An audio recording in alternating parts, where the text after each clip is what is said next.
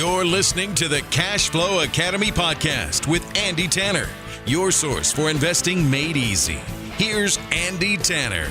Welcome to the Cash Flow Academy podcast. I'm Andy Tanner, your host. This is where investing is made simple. And as always, great program on deck. Our guest today is Micah Solomon. And Micah is the author of several books, and he's a specialist on the topic of customer service, which is really how we help people and serve people. And this is an exciting topic because not only those of you that are interested in entrepreneurship and building a business, these things apply to us outside of business. I want to give customer service to my kids, to my wife, to everyone I meet. And these skills carry over in anyone that wants to raise capital for real estate.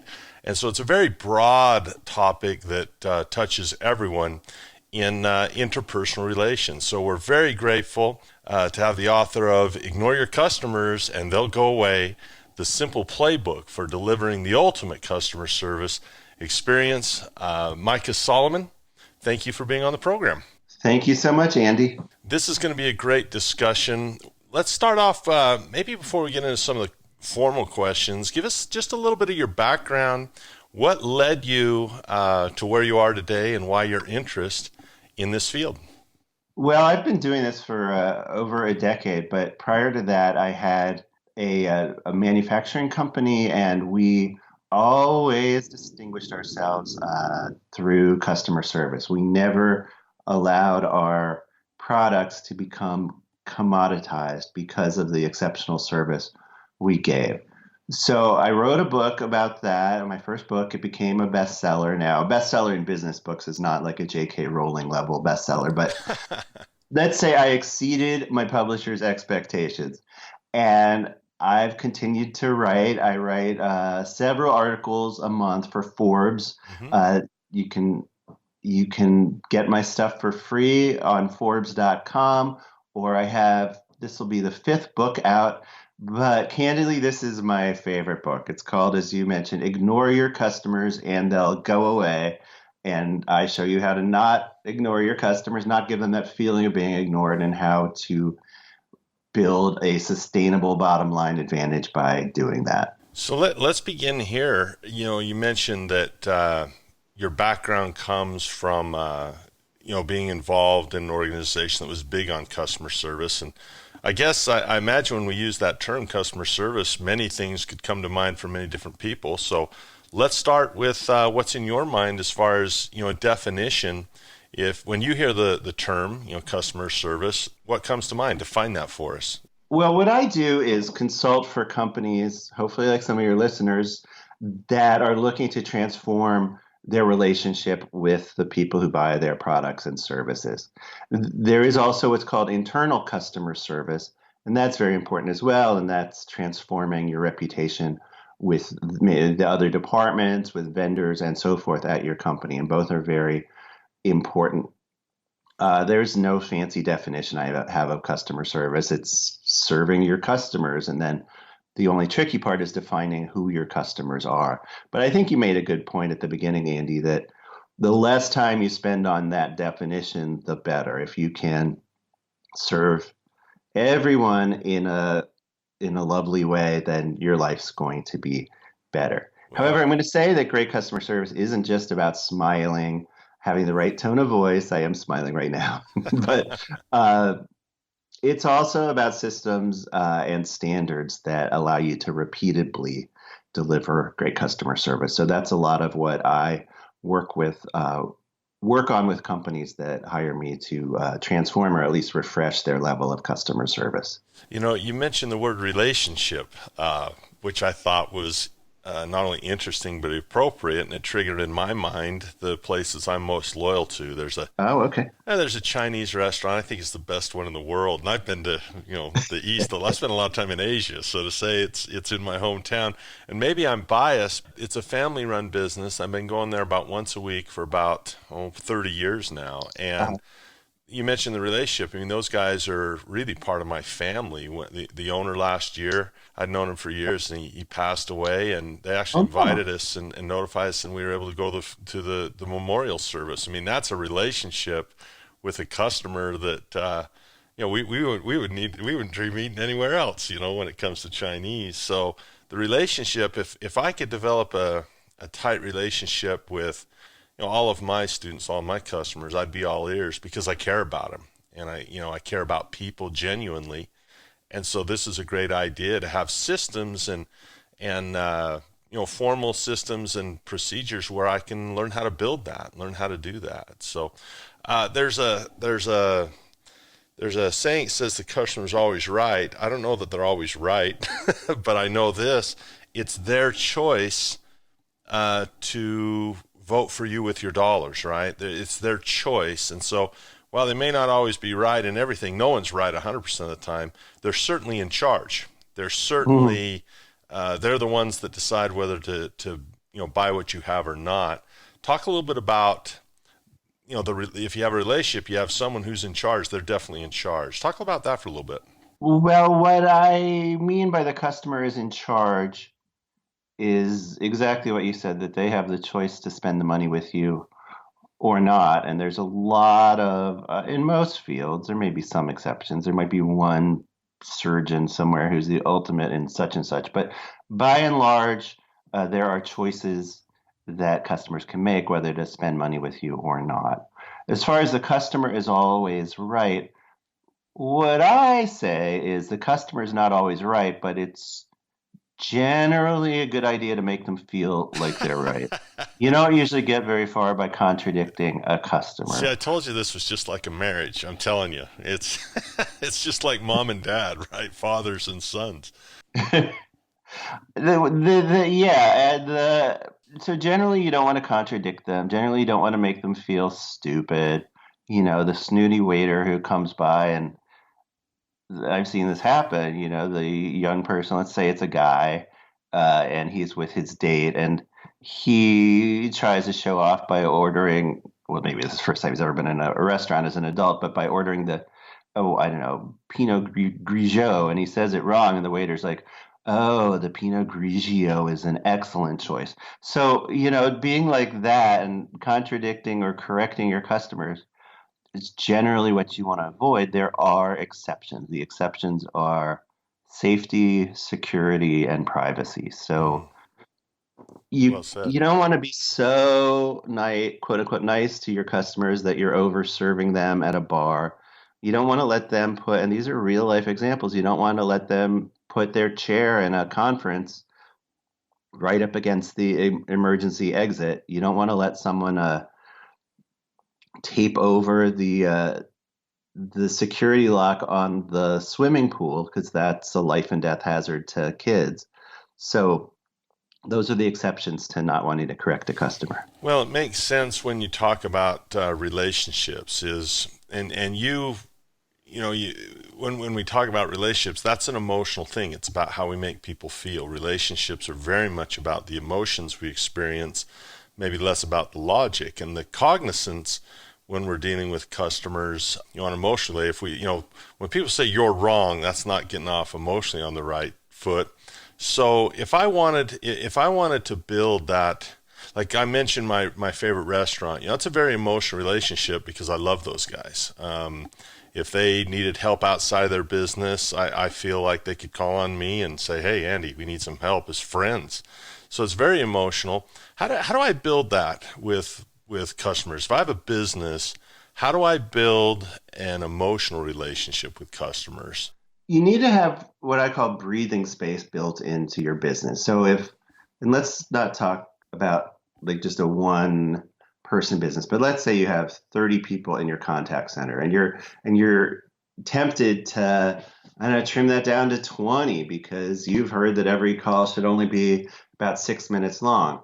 Well, you can do that, but you're never going to get a relationship with your customers like Zappos has, because Zappos builds in breathing space. Everyone there has enough time to have a longer call with the customers. And I have an example in my book, and the example is from Zappos, and it's not a very fancy example. It's a woman on the contact center named Madison, and she's talking with an older woman on the phone, and the woman on the phone is really kind of upset because she has narrow feet and she's trying to find a pair of shoes that are pretty enough to wear at, I forget, one of a younger family member's wedding. But with narrow feet, that's hard to do, and the ones she ordered online from Zappos are really killing her feet, and she's not even at the wedding yet. So Madison bonds over the narrow feet. She says, "Oh, Mrs. Such and Such, narrows are the worst. I have an aunt and she has narrow feet, and I swear every other phone call we have, me and my aunt, is about the trouble she has with her narrow feet." So they become best friends right away. Mhm. And then Madison has her calm down and she knows Madison's on her team. And they work together, I guess, screen sharing on the Zappos website. And she finds her some shoes that have a better chance of fitting. So you need to have this as your goal to build the relationship. And then you need to have enough breathing space to make it happen. And when companies become all obsessed with their metrics and such, uh, not that those aren't important, but it can really send you in the wrong way, in the wrong direction. I got to say, though, that not every customer wants to be wowed at every moment. And it can be the same customer who's in a big hurry in the morning and doesn't want to chit chat, who has all the time in the world after work. Or it could be the other way around. They have a really boring job and they have all the time in the world to talk to you when they're at work. So you need to learn to pick up on these cues as well. Like right now, I'm feeling Andy probably wants me to wrap up this answer, and so I'm going to. No, not at all. Not at all. I just know that you're the expert. So, one of the nice things about a podcast, a little personal privilege I get, is I get to learn. I loved Larry King because Larry King let his guests speak. Larry was masterful at that. So I like to hear what you have to say. As I listen to you, I think about some of my own experience in businesses, both as a business owner, but also as someone who has worked in businesses as a vendor or as an employee in my younger years. And one of the things, I'd like your take on this, one of the things that happens is on the corporate side, there's things called corporate policy, right? We have SOP, standard operating procedures. We have checklists. We have rules that we have in a business that make it go.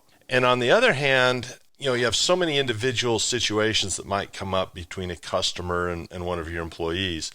How do you deal with the idea of empowering like you just mentioned, give them some breathing space, create a chance for them to talk and go past just beyond a transaction. How do you balance corporate policies that need to be at times rather rigid with empowering the people? Like, for example, one of the things that drives me nuts, if I call a customer service because my internet is down or slow or whatever irritating things happen with the service you have, and they say, I can't do that. And I know, well, it's possible, but I can't do that. We have a corporate policy that doesn't allow that. How do you deal Oh my with God, that? what were you asking for, Andy? What's that? What were you asking for that they couldn't do? Get you back online? Yeah, stuff like that. Can I have someone come out? No, we don't do that. Or, maybe you have an internet speed advertised at a gigabyte per second and you're getting, 20. Well, we can't do this. We can't do that. So, you go to Delta Airlines or American Airlines and you say, hey, can I do this or that? Oh, no, we can't do that. How do you help people, balance that policy of things like, refund or no refund or, all those types of things with customer service? I mean, is it better to go give them a little flexibility or stay rigid and train them? It's very important to empower your employees. It's why great it's half of why great customer-focused companies are great. And Nordstrom's famous for taking refunds, giving refunds, taking returns, even on items that, well, with the tire example, which I think is actually apocryphal, with taking a refund, giving refunds for items they don't even sell. So empowering employees in a customer focused way, in a pro customer way, is very important to build this bond we were talking about earlier. There are some places, though, where you do have to be rigid, and that varies based on the company. I would say generally, if someone's trying to rip you off a little bit with a refund, take a little more maybe than they're owed. Generally, I would say let them. Now, today, if you bring AI and artificial intelligence into your customer service mix, eventually the AI is going to catch these repeat. They're not quite offenders, but people who are maybe asking for a credit on every single one of their Yeah. orders. So eventually, you can school them and get them to be a little more honest. But right away, I would give them the benefit of the doubt because you're not worried about the $5, you're worried about the customer relationship. For sure. Generally, that's the way to lean. And empowerment's a lovely buzzword, and you just can't use it as a little sprinkle on a pile of, well, I don't know your listeners yet, but like a sundae that's just made of, well, let's do this in pig Latin. A sundae made of itche. There. So only the Nice. people schooled in Pig Latin will get that one. Nice So a sundae touch. made, and then on the top you have these sprinkles. Some boss or marketer, someone said you are empowered, and those are the little sprinkles on the top. But everyone loves little nice sprinkles. But if the actual sundae is made of, well, even just like low quality ice cream, it's not gonna make up for it. You want to be like a company like the Ritz-Carlton, where they make it very clear, and I talk about this in the book, they make it very clear that being empowered isn't an add-on to your job. It is your job. Hmm. Being creative in favor of the customers is what you're paid to do all day. So this makes you be purpose driven. So you understand the purpose of the Ritz-Carlton is to provide an environment where both the expressed and the unexpressed needs and wishes of our guests are paramount.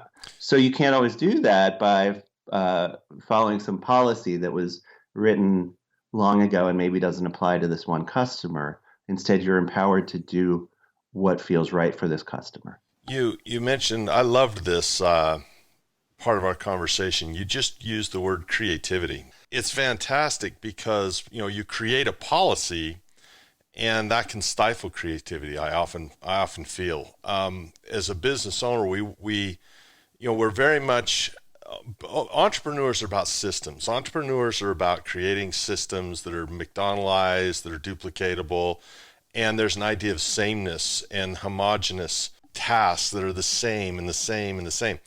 But not all customers are the same. Even though you might sell them the same thing, you're selling them a burger, whatever, fat-ridden, unhealthy stuff you're selling at McDonald's, right? But not all It could be an impossible burger. not yeah, there you go. But not all the customers are the same. And to be creative, why would that be a mistake? Is it a mistake to treat everyone the same? Is that good for your business or is that bad for your business to treat everyone the same? Well, every customer isn't the same. The answer is that sometimes to get to scale in a McDonald's-sized business, you do need a lot of uniformity. But most of us have higher margins per quote unquote burger than McDonald's do, and we have a whole lot fewer customers. And sorry to anyone listening, you're never going to have as many customers as McDonald's. So the value of each customer is probably higher to the people listening to this podcast. And I would say, no, don't treat the customers the same. Pick up on their pacing, pick up on both what they asked you for, which is the expressed needs and wishes that I mentioned in the Ritz-Carlton approach, and also even the unexpressed needs and wishes, the things that you, the expert, know they're looking for more than maybe even they do. Like Andy, you're asking me questions and I'm twisting them to say what I want to say. So that's because I know unexpressed what you really want to hear. No, I'm just being obnoxious now, but that is the way to be with customers. If they ask for one thing, you want to, like if they email you asking for X, but just saying yes or no, yes, we open at 9. That's maybe not enough. You maybe also want to include attachments that tell them which entrance to use, remind them to bring their ID because the security guards, the front desk are real sticklers. You often want to answer more than the expressed question, need, or wish. Fantastic stuff. A couple of terms that you can enlighten us on. What is automatic positivity? It's not too different from what we were talking at the beginning. It's the idea that you're building a culture of yes. So to go back to Nordstrom, when you walk into a Nordstrom, you probably have two impressions. Number one is, wow, I'm going to pay a lot for this blazer. But number two, because it's beautiful, because there aren't a lot of signs saying 30% off, because there's space between the racks. But the other impression you're going to get is these people are dying to say yes to me. So they automatically are going to say yes. They just have to figure out what the question is. And they really live that as well. My personal salesperson at Nordstrom, her name's Joanne, and she is mentioned in the book. Joanne Hassis at the King of Prussia, Pennsylvania Nordstrom. I used to buy these special T-shirts. I mean, not that special, but the one brand of short sleeve shirts from her. And I bought them for years. And then Nordstrom stopped carrying them and the manufacturer stopped making them. But she knew that I still wanted them. She found them at a competing site, Brooks Brothers, actually, like an almost direct competitor of them. But she got to yes for me, and I buy everything else from her, and I'm also mentioning her to you. It's interesting how you can mention these people by name as you're going through these stories. I'm thinking, well, they're real. I think about how it affects how I think in my own life. I think, there's Arvin at the Gucci store who just loves my wife. That dude, he understands her, and she. Every time we go to Vegas, we go see Arvin, right, and pick up the new bag or whatever. And there's Gary at, there's a great company in Salt Lake where I live that's owned by Warren Buffett called R.C. Willey, and their home furnishing store. So much different than Best Buy because the salespeople there. They've been there. There's people that've been there for 30 years selling washers and dryers, and I have my people that I go see. So I expect to get yeses out of that. Often customer service is about problem solving. Great customer service people they're the greatest people in the world because often the people in the customer service department, they're dealing with problems constantly. Someone calls and their internet service doesn't work, or someone calls and they didn't get the right thing in the mail, or someone calls and their username and password doesn't work, or whatever it might be. These guys just deal with a barrage of problems with baseball bats, one pitch after another. Where does that start? How does good customer service start with problem solving? How does that work? Well, I think that, as you said, most customer service agents are pretty good at problem solving. They're pretty good by nature, and they're pretty good, at least in forward-thinking companies these days, by the way technology has been integrated into their job. So I call from my phone number. Hopefully, the caller ID brings up my account, and even at your homespun furnishing store, hopefully it brings up Andy's account, or I'm sure it brings up Mrs. Andy's account at Gucci, and no question about that. And so the technology is helping them. The problem is that we're almost too good at problem solving. So when someone calls with a complaint, the first thing you want to do is actually not solve the complaint. The first thing you want to do is listen. And then, if appropriate, and by appropriate, this means the customer would feel it to be appropriate, you want to apologize. And after that, then you can work together to find a solution that works for them. And sometimes it can be elaborate, and sometimes it's no big deal. They just wanted to be heard and have you say that you're sorry that happened. Sometimes they're just trying to give you advice. So if you are just all focused on the problem solving, then you may actually fray the edges of the customer relationship rather than improving it. Fantastic stuff. Two more terms that I've written down here in my notes.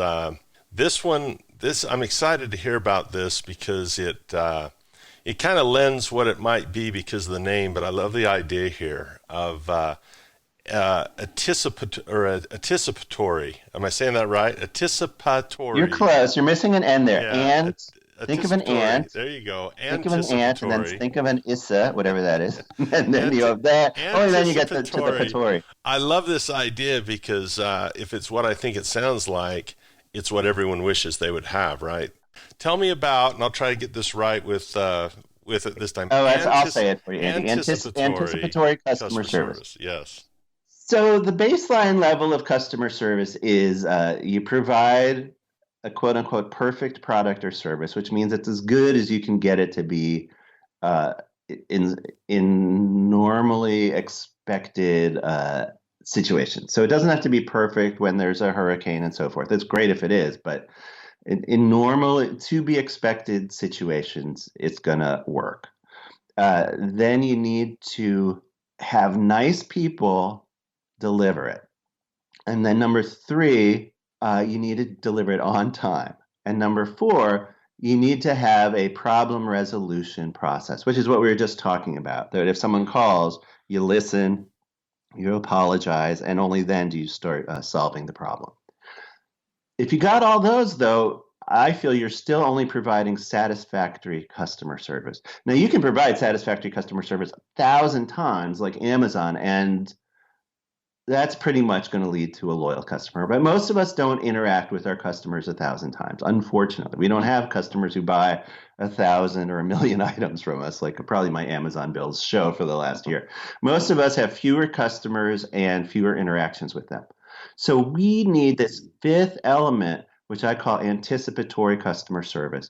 And that is providing what the customer may be looking for before being asked. And this can be something very personal. Imagine Mrs. Smith calls on the phone and the anticipatory thing that you know about is that she has 12 cats and she loves to talk about her cats. So she doesn't bring up her cats again because she's a somewhat normal person, but you bring it up for them. You say, "Oh, Mrs. Smith, are you still holding steady at 12 cats or have you bumped up, have you supersized it to 13? And she'll be so delighted because that's part of what she was looking for. But it can also be what we were talking about before, where we're getting to an unexpressed need or wish that is more product related. So if the people you were having a hard time with at the internet provider not only solved your problem, but also made it clear that this problem could recur next month when there's another systems upgrade, and here's what to do if you have X systems. Notice X symptoms. So that would be anticipatory customer service as well. Fantastic. We've been speaking with Micah Solomon, the author of Ignore Your Customers, and they'll go away. The simple playbook for delivering the ultimate customer service experience. People can get information from you on your website. That's just micahsolomon.com. Yes? Yeah, but you guys have to be really good at spelling biblical names. It's Micah, Micah, Solomon, and there's no A in Solomon. It's SOLOMON.com. I think I own a few misspellings of that, but that one... That one, Micah. That's right. I didn't think of that. That's two biblical names back to back. That's pretty good. You can go to ignoreyourcustomers.com. I swear that will also get you at least to the book part of my website. Fantastic. Many other books also you can search for on Amazon. The Heart of Hospitality, great hotel and restaurant leaders show their secrets. Quite an author. As mentioned, many articles that you can Google. I did some Googling. There's a lot out there on Micah. So we thank you. You've been so liberal with your time, and we hope you'll be willing to come back sometime. Absolutely. Thank you, Mr. Tanner. This is Andy Tanner I've been talking with.